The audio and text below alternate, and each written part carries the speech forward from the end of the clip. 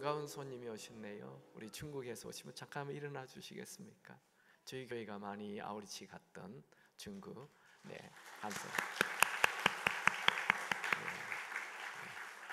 예배 후에 또 교제해 주시기 바랍니다.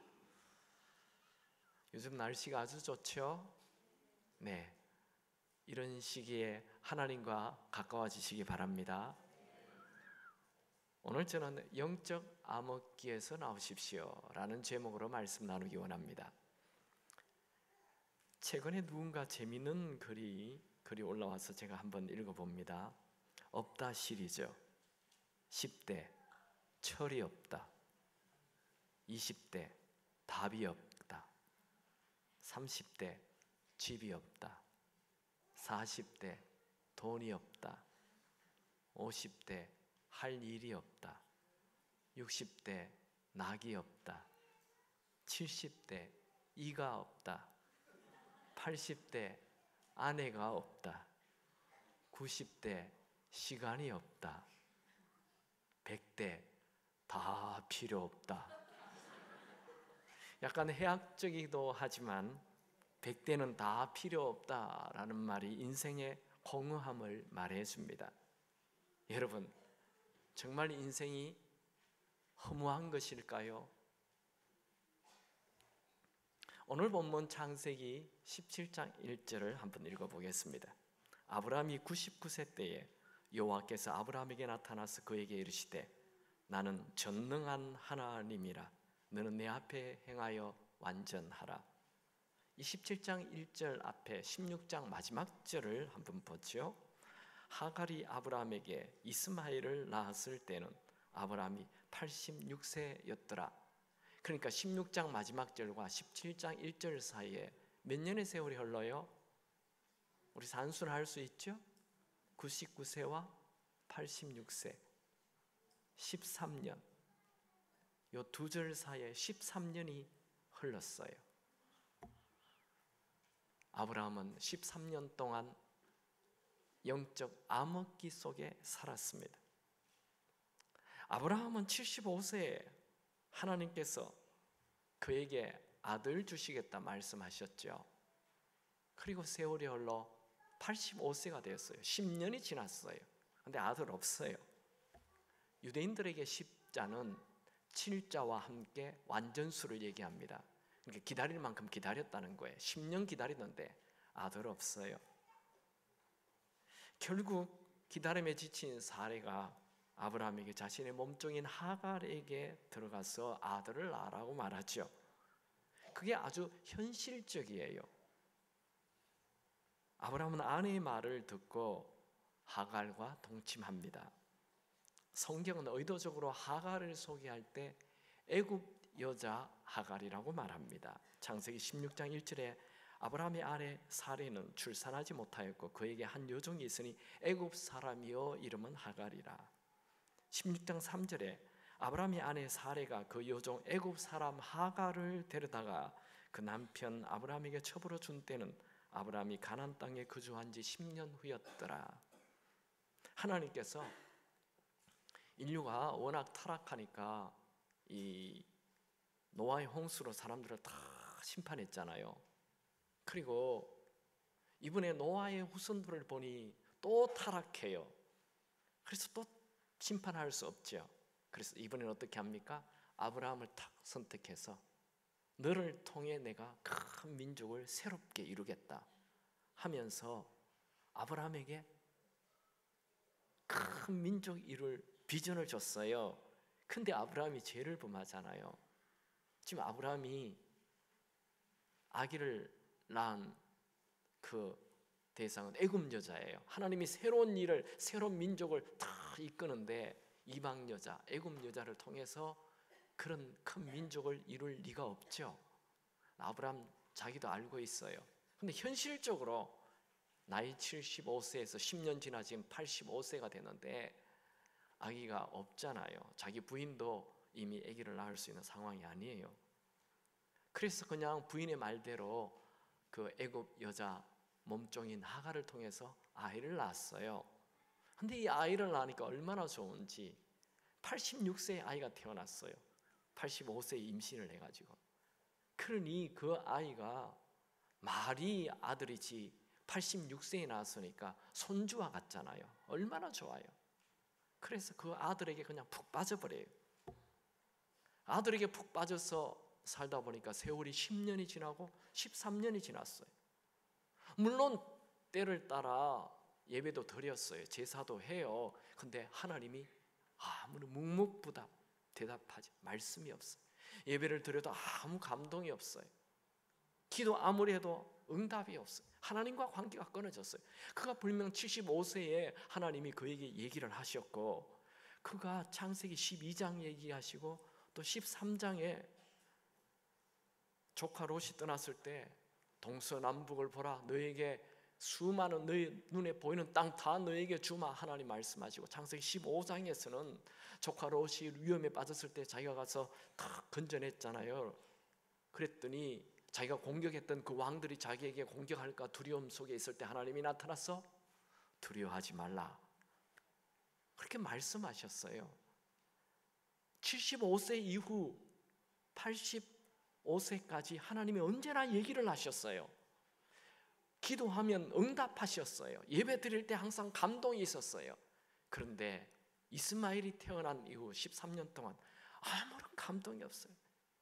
제사를 드려도 아무 느낌 없어요. 그의 인생이 허무해졌습니다. 그의 인생이 공허해졌습니다. 그의 마음에 아무런 열정, 비전 없이 살아가고 있습니다. 이 13년 잃어버린 세월, 혹시 우리 중에 이런 분 계시지 않아요?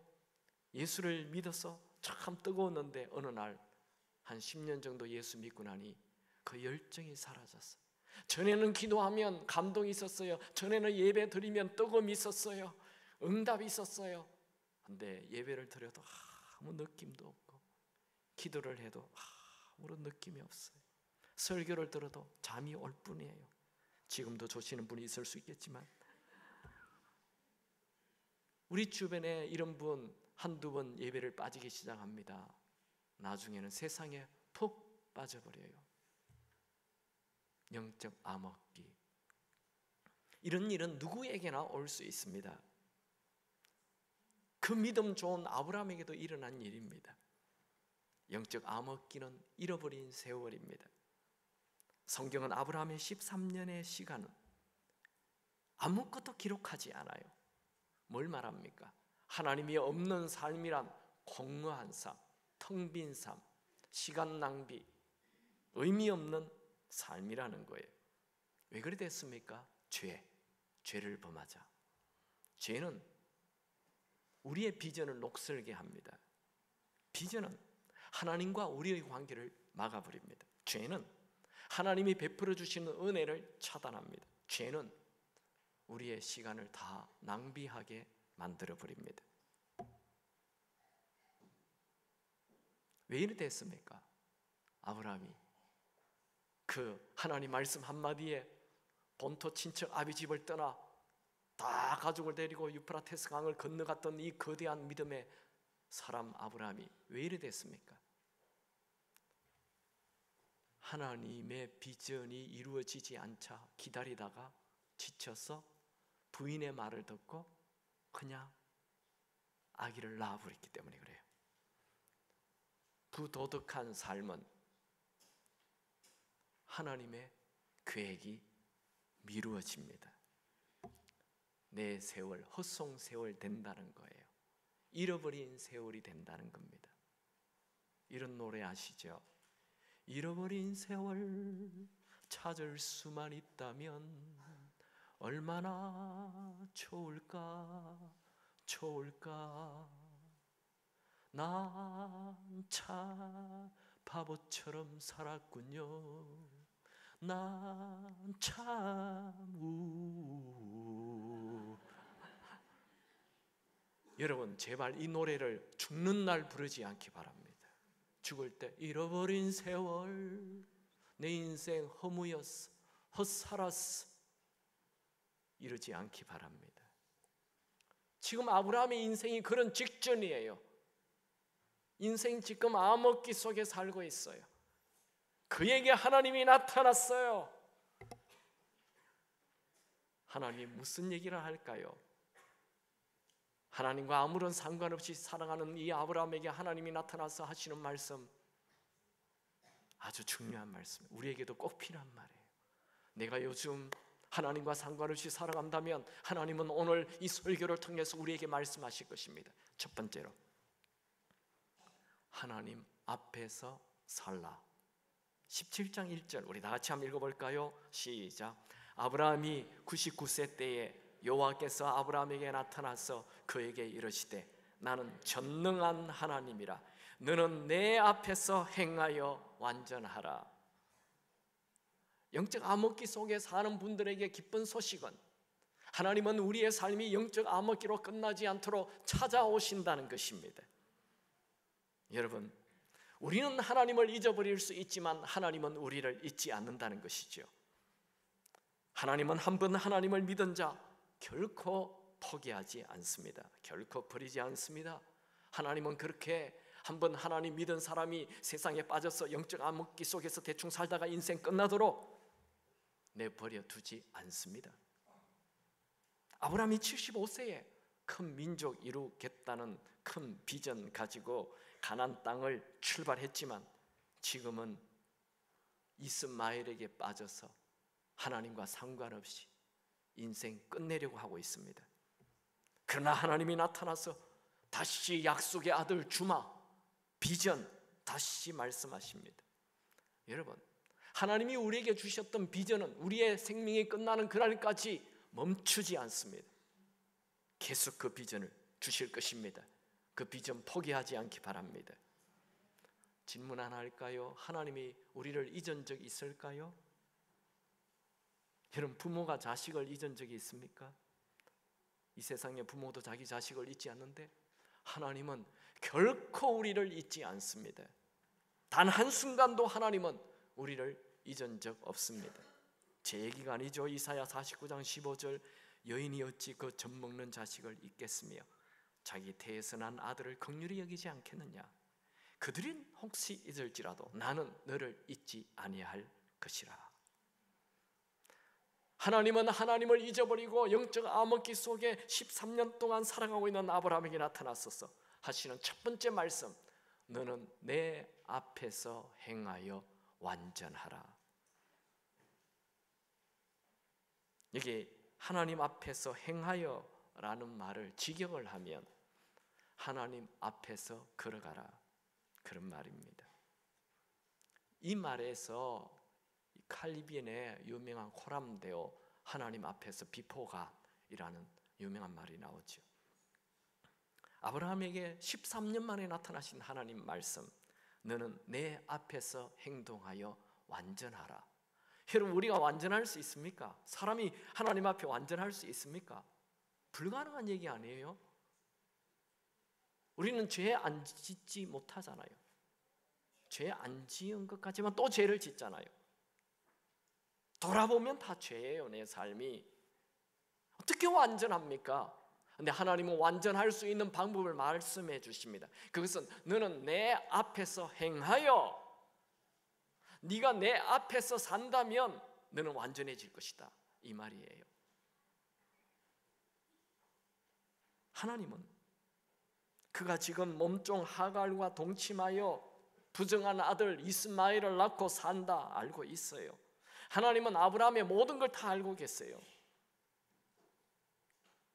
그에게 완전할 수 있는 방법을 주십니다. 그것은 내 앞에서 행동하는 것이다. 제가 몇 달 전에 그 시티에서 TV 4인 4색에 8번 나가서 설교를 했어요.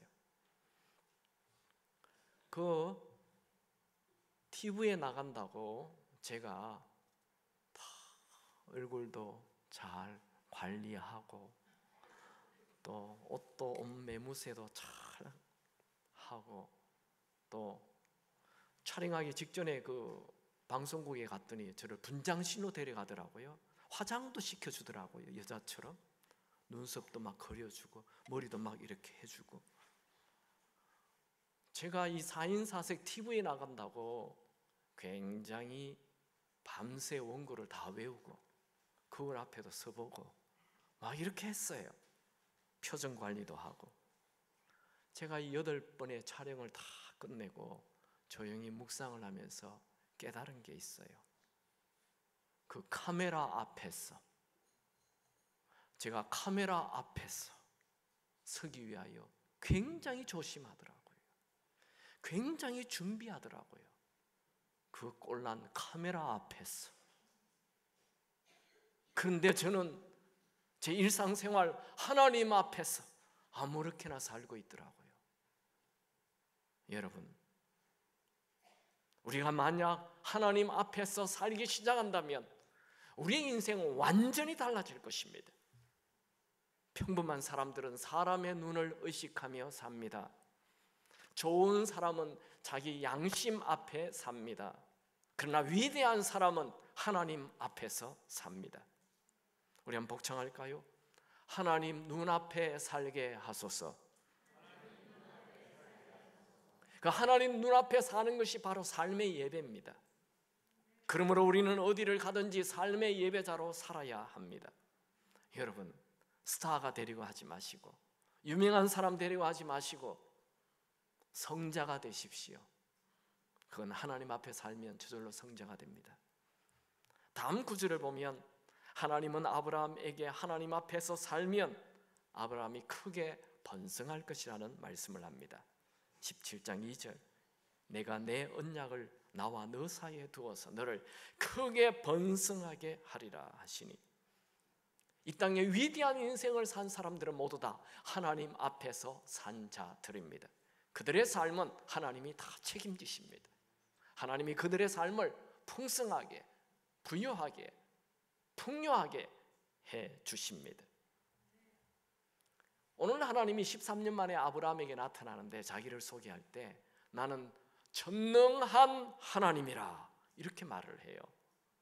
히브리어는 에늘 샤다이, 이 샤다이라는 단어는 어머니 품, 젖먹이를 품고 있는 어머니 품을 얘기하는 거예요. 샤다이, 엄마에게 안기면 모든 것이 풍성해집니다. 먹을 문제가 해결됩니다. 안전 문제가 해결됩니다. 미래가 해결됩니다. 그게 젖먹이를 안고 있는 엄마의 품이에요. 13년 만에 나타나신 하나님, 심판하는 하나님으로 나타나지 않았어요. 전능한 하나님, 엘 샤다이, 뭘 얘기합니까? 13년 전에 내가 너에게 비전 주지 않았느냐? 너는 이 비전을 포기하고 그저 이방 여인과 아이를 낳아 살지만 나는 엘 샤다이, 전능한 하나님이라. 그러니 네가 포기한 그 비전을 나는 이루게 할 수 있는 하나님이다. 이렇게 하며 나타나신 것입니다. 하나님이 이 아브라함에게 나타난 시간이 그가 75세에 가나안 땅을 떠났는데 지금 아브라함의 나이가 99세예요. 그러니까 24년, 처음 비전 준 날과 비교할 때 24년 만에 하나님이 다시 너 비전 이룰 수 있다 말하는 거예요. 아브라함은 자기 비전 다 끝났다고 생각했어요. 그런데 하나님은 끝난 것이 아니다 말씀하십니다. 이런 말 들어보셨습니까? 인간의 마지막이 하나님의 시작이다. 내가 얼마나 약한 존재인지 절실히 깨달았을 때가 하나님이 일하기 가장 좋을 때입니다. 여러분, 하나님은 왜 아브라함에게 13년 동안 침묵하셨다가 99세에 나타났습니까? 아브라함에게 불가능을 이루시는 하나님을 가르치고 있는 것입니다. 하나님의 전능하심을 가르치고 있습니다. 여러분은 하나님의 전능하심을 믿습니까? 불가능을 가능케 하시는 하나님을 믿습니까? 여러분이 불가능을 가능케 하시는 하나님을 믿는다면 절대로 스스로 포기하지 마십시오. 하나님은 13년 만에 나타나서 엘샤다이, 전능하신 하나님을 소개합니다. 두 번째는 하나님은 아브라함에게 너의 이름을 바꾸라 말씀하십니다. 창세기 17장 4절 5절 우리 다 같이 한번 읽겠습니다. 시작. 보라, 내 언약이 너와 함께 있으니 너는 여러 민족의 아버지가 될지라. 이제 후로는 내 이름을 아브라함이라 하지 아니하고 아브라함이라 하리니 이는 내가 너를 여러 민족의 아버지가 됨이 함이니라.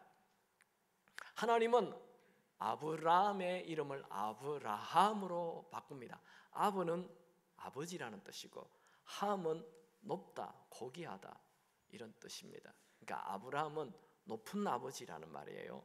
근데 아브라함, 아브는 아버지, 라함은 많다라는 뜻이에요.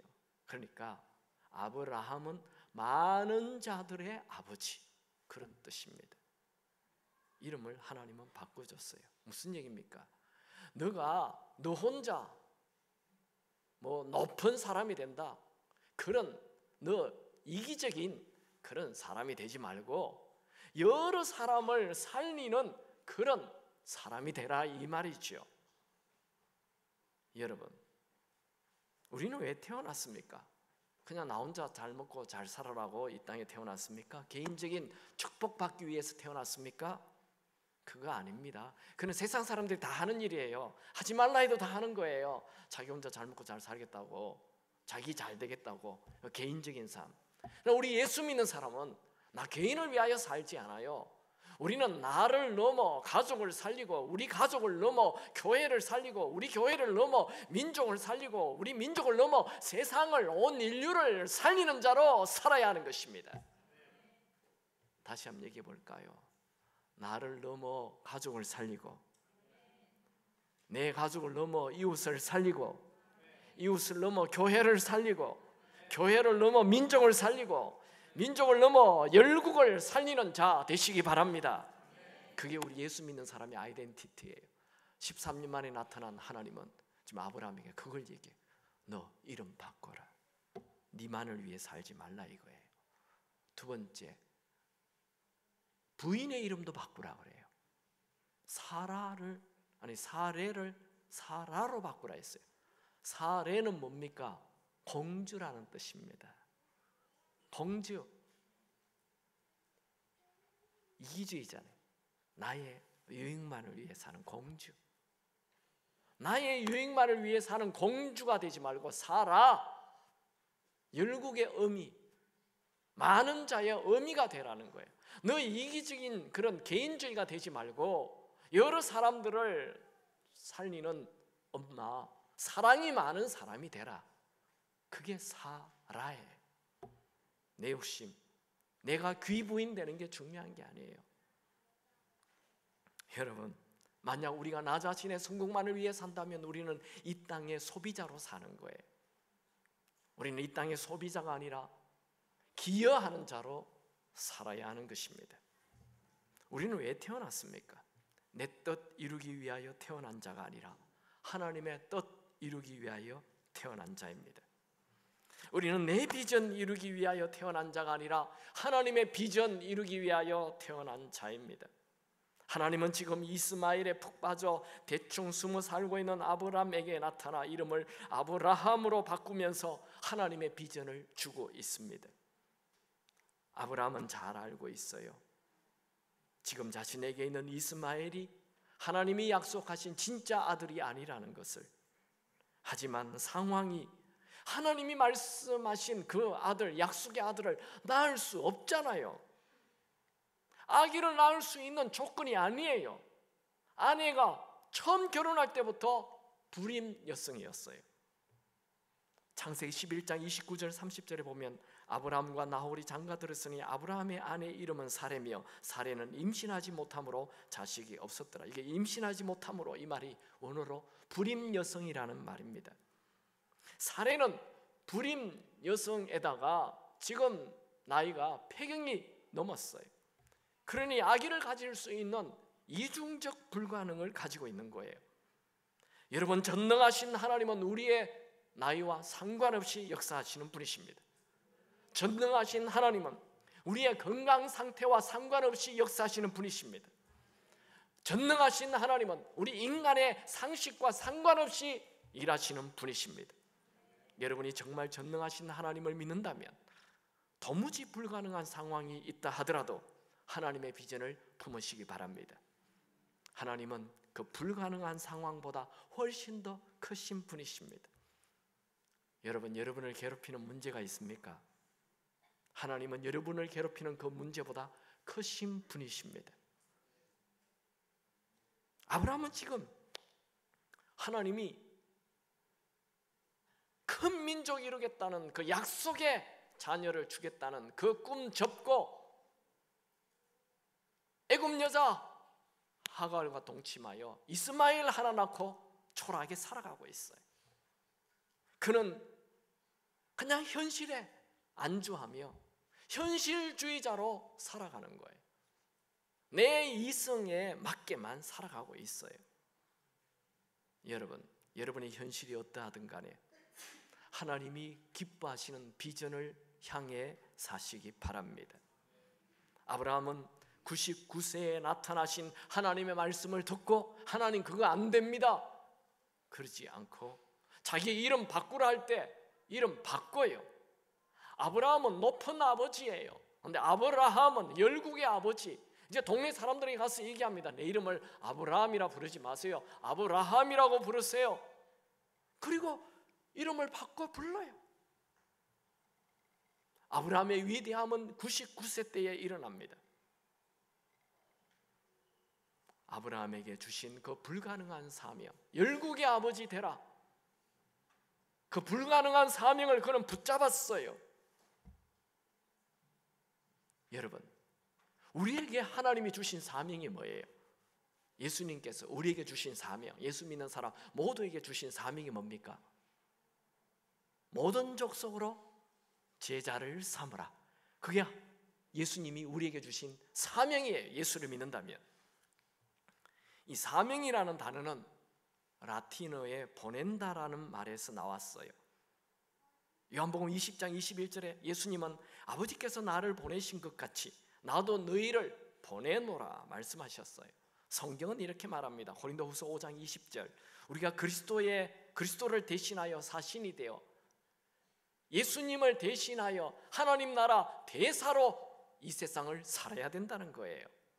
즉 우리는 복음을 전하는 사명, 제자 삼는 사명 이루기 위해 살아야 합니다. 내 현실이 어떠하든 상관없어요. 나이가 어떻든 학력이 어떻든 재정이 어떻든 상관없어요. 하나님은 우리에게 사명 가지고 살라 말씀하시는 것입니다. 그러면 제자 삼는 일이 뭡니까? 오늘날 우리에게 제자 삼는 일이나 주일학교 교사 되는 거예요. 셀 리더 되는 거예요. 다른 사람을 키우는 거예요. 복음으로 키우는 이 일을 하라 말씀하십니다. 저는 저희 교회 모든 교인들이 다 셀 리더 되기 바랍니다. 아멘 안 하죠? 여러분 다 셀 리더 되시기 바랍니다. 셀장이 주는 것만 이렇게 다 그냥 편하게 얻어 먹고만 있지 마시고 영적으로 주는 것만 받겠다 하지 마시고 여러분이 다 셀 리더가 됐어요. 다른 사람을 도우세요. 그리고 우리 교회에 나오는 모든 분들은 다 교사가 되세요. 또 아멘 안 합니까? 다 교사가 되기 바랍니다. 제가 대전에 어느 교회를 갔더니 그 교회는 모든 교인이 다 교사예요.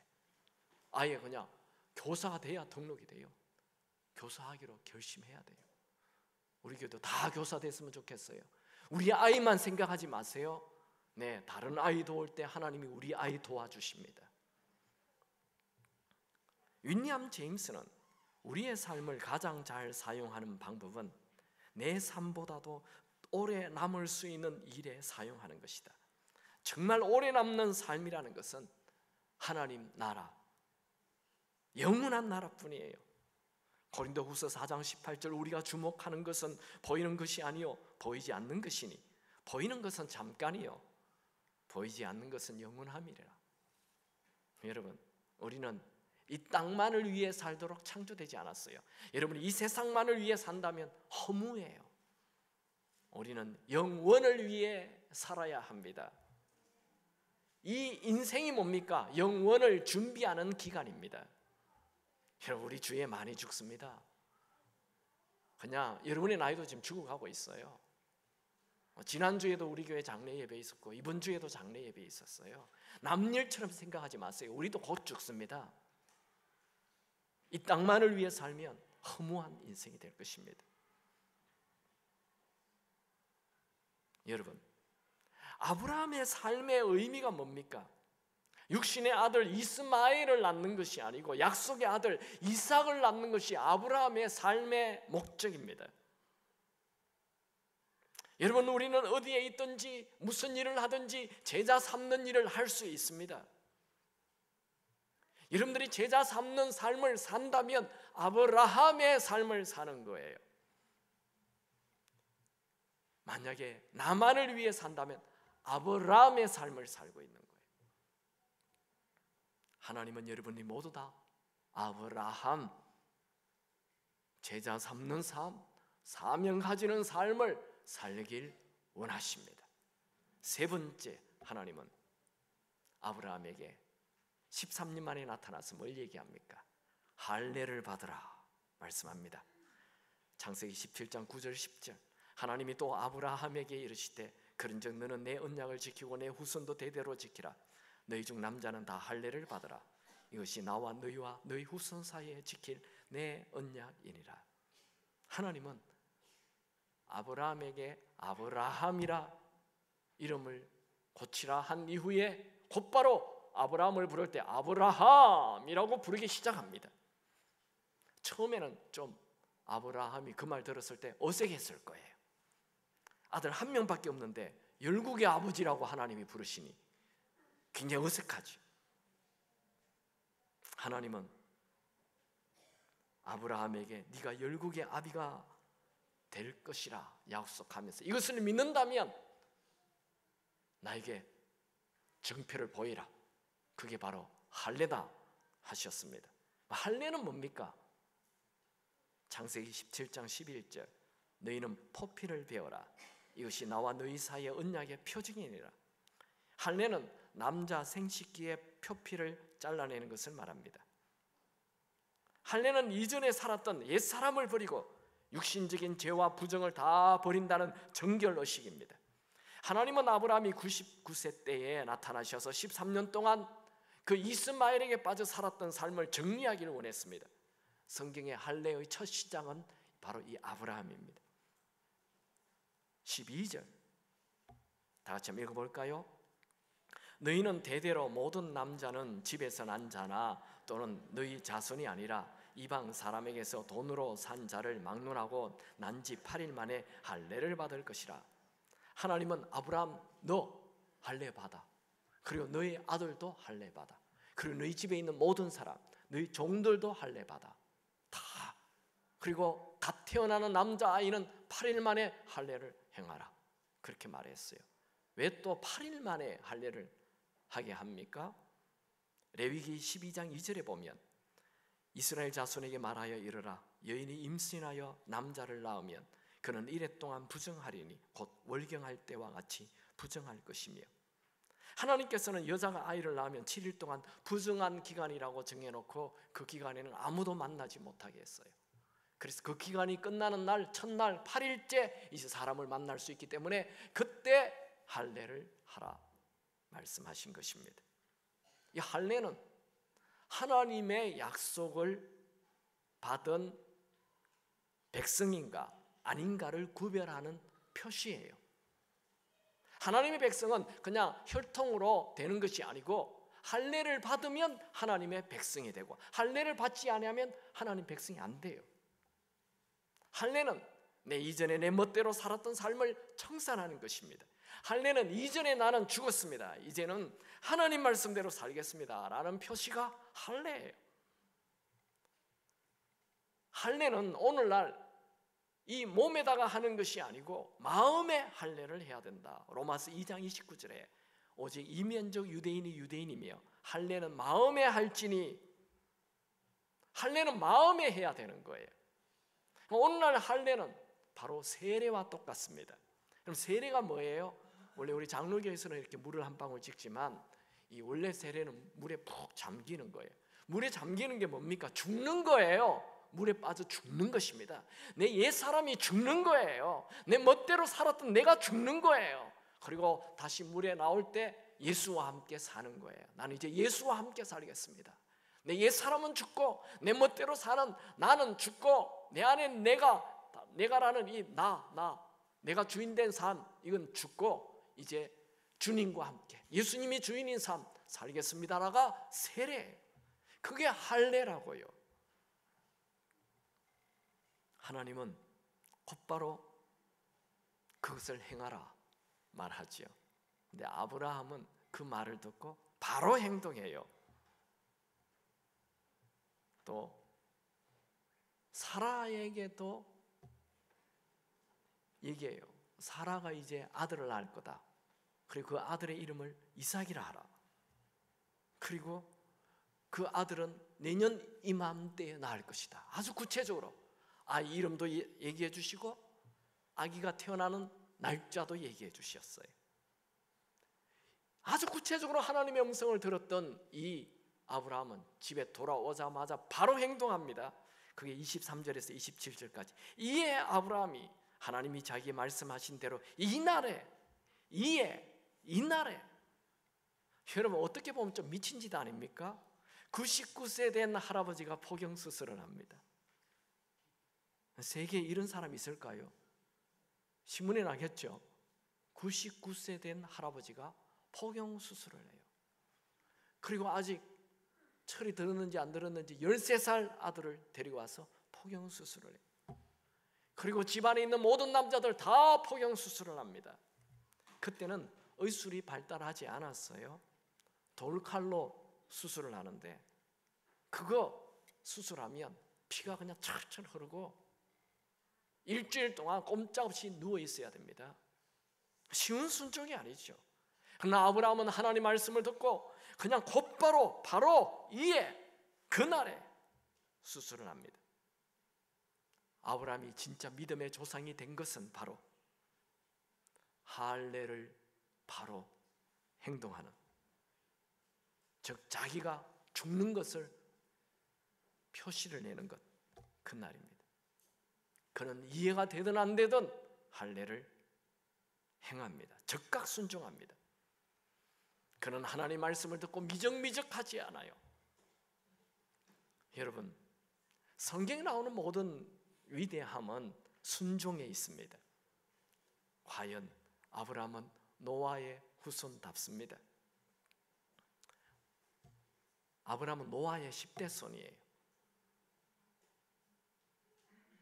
노아는 하나님 말씀에 전적에 순종하여 100년 동안 방주를 짓잖아요. 대단한 순종이죠. 아브라함도 하나님 말씀을 듣고 전적으로 순종하여 자기가 할례하고 자기 아들을 할례하고 모든 집안에 있는 사람 남자들은 다 할례를 하여 약속받는 백성이 됩니다. 하나님은 하나님의 약속을 믿고 순종하는 자에게 그 약속을 이루어 주십니다. 그리고 불가능한 일을 가능케 해주십니다.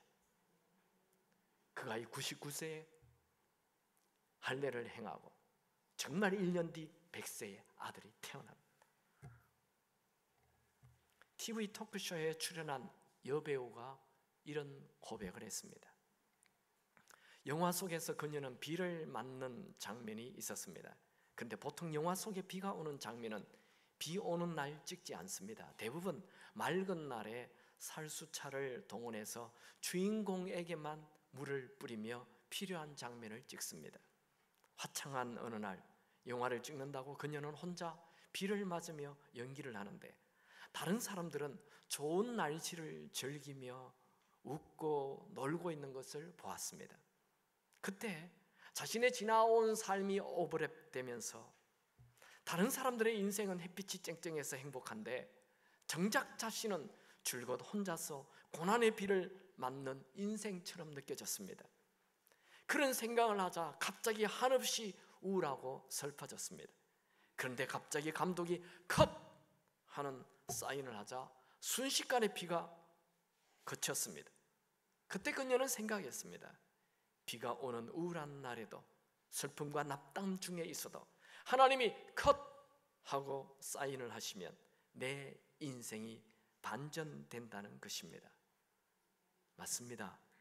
우리가 낙담하고 있을 때 하나님께서 컷이라는 사인을 내리십니다. 하나님은 우리의 삶에 개입하길 원하십니다. 하나님은 우리의 삶이 결코 어둠으로 끝내길 원치 않습니다. 말씀을 정리하겠습니다. 혹시 지금 하나님과 아무런 상관없는 영적 암흑기 속에 사는 분이 있습니까? 그분에게 하나님은 세 가지를 말씀하십니다. 첫 번째, 사람의 눈치나 보며 사는 그런 허무한 인생 살지 말고 하나님 앞에서 살라. Walk before me. 내 앞에서 행동하라. 만약 여러분들이 매 순간 하나님 앞에서 행동한다면 상상도 하지 못할 큰 은혜를 맛보게 될 것입니다. 여러분, 적당히 죄를 즐기며 하나님과 멀리 떨어져서 인생 살지 마십시오. 하나님 앞에서 하나님과 함께 인생을 살아가시기 바랍니다. 허무한 인생이 아니라 가치 있는 인생이 될 것입니다. 하나님 앞에서 인생을 산다면 위대한 인생이 됩니다. 루트가 그랬고, 칼빈이 그랬고, 허드슨 테일러가 그랬고, 베드로가 그랬고, 사도 바울이 그랬습니다. 그들은 모두 다 하나님 앞에서 산 자들입니다. 그들이 그렇게 살 수 있다면 우리도 그렇게 살 수 있습니다. 옆에 있는 분과 악수합시다. 하나님 앞에서 삽시다. 아멘입니까? 하나님 앞에 사는 사람은 거짓말하지 않아요. 하나님 앞에 사는 사람은 뒤에서 험담하지 않아요. 하나님 앞에 사는 사람은 그렇게 사람 눈치 보며 살지 않습니다. 두 번째, 나만을 위해 사는 아브라함이 되지 마십시오. 온 세상을 살리는 사명을 위해 사는 아브라함이 되십시오. 내 욕심만 챙기는 공주, 귀부인, 사례가 되지 마십시오. 모든 사람을 사랑하는 사라가 되십시오. 이 세상 성공만을 위해 사는 삶, 허무한 삶입니다. 제자를 삼는 삶, 영원한 가치 있는 삶이 됩니다. 세 번째, 할례를 받으십시오. 이것은 내 옛사람을 죽이고 말씀에 순종하는 것입니다. 순종을 미루지 마세요. 오늘 순종하십시오. 하나님의 특별한 은혜가 부어질 것입니다. 여러분 마음에 하나님을 향한 심장이 멎었다면 다시 하나님을 향해 여러분의 심장이 고동치게 되기 바랍니다. 제가 어제 내수동교회 가서 집회를 했어요. 그래서 같이 그 목사님과 장로님과 식사하는데 이분이 베트남에 뭐 NGO 같은 그런 일을 하고 있는데 막 한 사람을 막 칭찬을 하면서 그 선교사님 대단하다고 하면서 막 한참 얘기를 하는 거예요. 제가 가만히 들어보니까 아는 사람 얘기를 해요. 그분을 이 장로님보다 내가 더 잘 알고 있는데 그분이 바로 우리 교회에서 후원하는 그 안병규 선교사님 얘기를 막 하는 거예요. 우리 교회에서 12가정을 지금 후원하고 있는데 그 중에 한 분이 안병규 선교사님. 저는 잘 알지만 우리 교인들이 또 잘 모를 수 있기 때문에 제가 아주 짧게 한번 소개해보죠.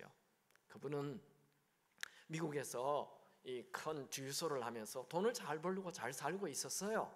근데 어느 날 내가 이렇게 인생 맞춰서는 안 되겠다 생각해서 중국 선교사로 헌신했어요. 교회에서 이제 장로님이시니까 교회에서 당회에서 중국 선교사님으로 결정돼서 이제 가시는 거예요. 가시기 떠나기 직전에 교단에서 이 건강검진서를 가져오라고 그랬어요. 그래서 이분이 병원에 가서 건강검진을 했는데 간경화가 나왔어요. 그래서 당신 우리 교단에서 파송해 줄 수 없습니다. 이분이 지금 중국에 가려고 준비 다 했는데 교회에서 파송이 안 되는 거예요. 교회 멋대로 파송할 수 없죠. 그래서 이분이 그러면 후원 안 해줘도 좋습니다. 난 내 혼자 갑니다. 혼자 그냥 중국 가버렸어요. 중국 선교사 하는 거예요. 그런데 간이 문제가 돼가지고 간이 그냥 터져버렸어요. 그래서 급히 한국으로 그냥 비행기로 수송이 돼가지고 현대 아산병원에 입원을 했어요. 중환자실에 들어갔어요.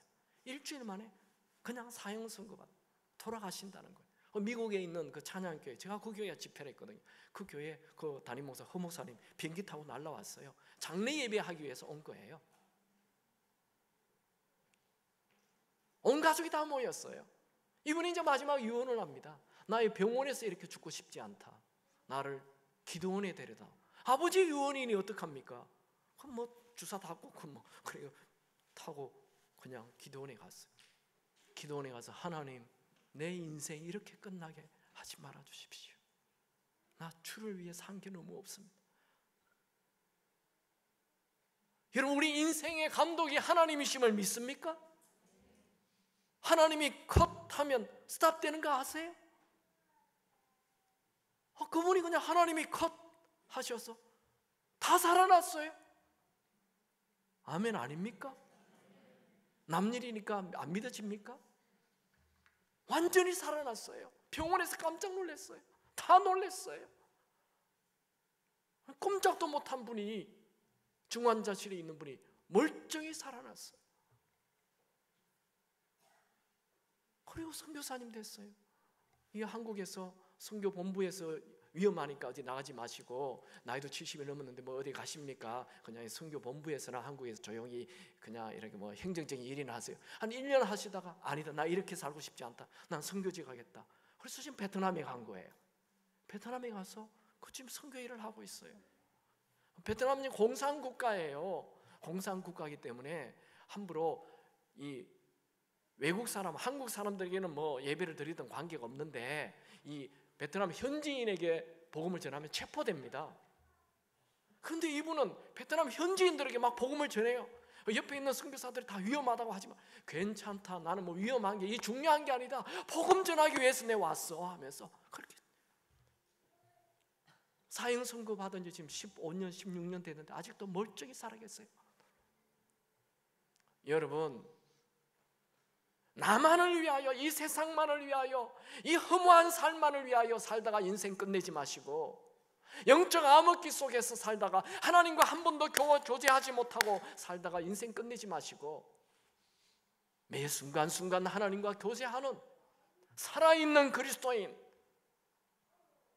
영원한 복음을 위해 사는 그리스도인 여러분이 되길 주님의 이름으로 축원합니다. 찬양합니다.